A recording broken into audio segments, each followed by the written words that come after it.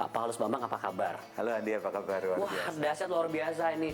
Menurut Pak Paulus, sebenarnya ada nggak sih pasangan ideal untuk setiap orang? Berdasarkan pengalaman saya ini, jujur saya katakan nggak ada. Waduh, nggak ada. Nggak ada pasangan Jadi ideal. gimana? Karena kalau kita awal ya, misalkan pasangan ideal dari segi apa?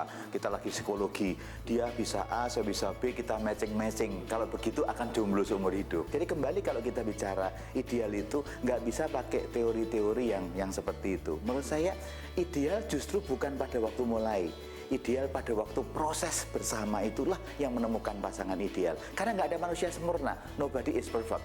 Berarti persiapan apa yang harus disiapkan seseorang pada saat bertemu dengan orang yang lain dan mulai menjalin relationship?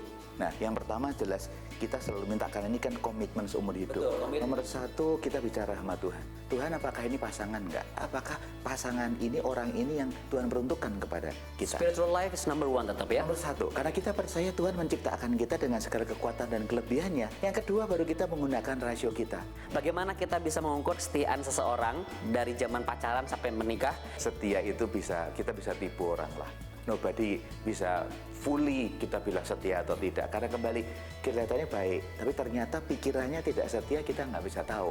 Jadi kita kalau bisa tools begitu akan membuat kita, yang penting kita trust. Pak Paulus, tips praktis untuk lifers dalam menjalin hubungan dengan orang lain, baik dalam masa pacaran ataupun sudah berumah tangga. Kira-kira seperti apa, Pak? Saya setelah 26 tahun perkawinan, saya punya tip LOVE. Yang pertama, L, listen the unspoken. Kita harus belajar mendengarkan apa yang sebetulnya mereka tidak bisa katakan. Ini yang sangat penting, karena banyak hal, mungkin lebih dari 50% keinginan orang itu tidak dikatakan. Semakin kita tajam mengerti, akan gampang kita berhubungan, membina relationship yang bagus.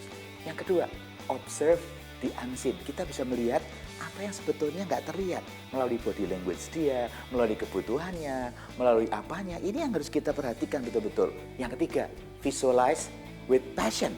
Artinya kalau kita bersama-sama dengan pasangan kita bersama-sama dengan keluarga kita, apapun kita dengan passion.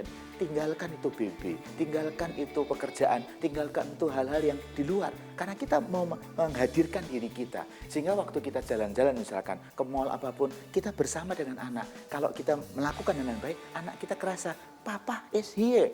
Karena bersama dengan kita. Yang terakhir, encourage with purpose. Dalam hidup ini pasti ada up and down. Mungkin pasangan kita lagi down, kita encourage dengan purpose, dia meningkat lebih bagus. Saya lagi down, pasangan saya harus meningkat, harus membuat saya meningkat, mengencourage saya untuk melakukan yang terbaik. Anak-anak lagi ulangan jelek, apa yang kita lakukan? Encourage dia bahwa engkau punya sesuatu yang bagus, Tuhan membuatmu yang bagus, angkat dia lebih ke arah yang tinggi.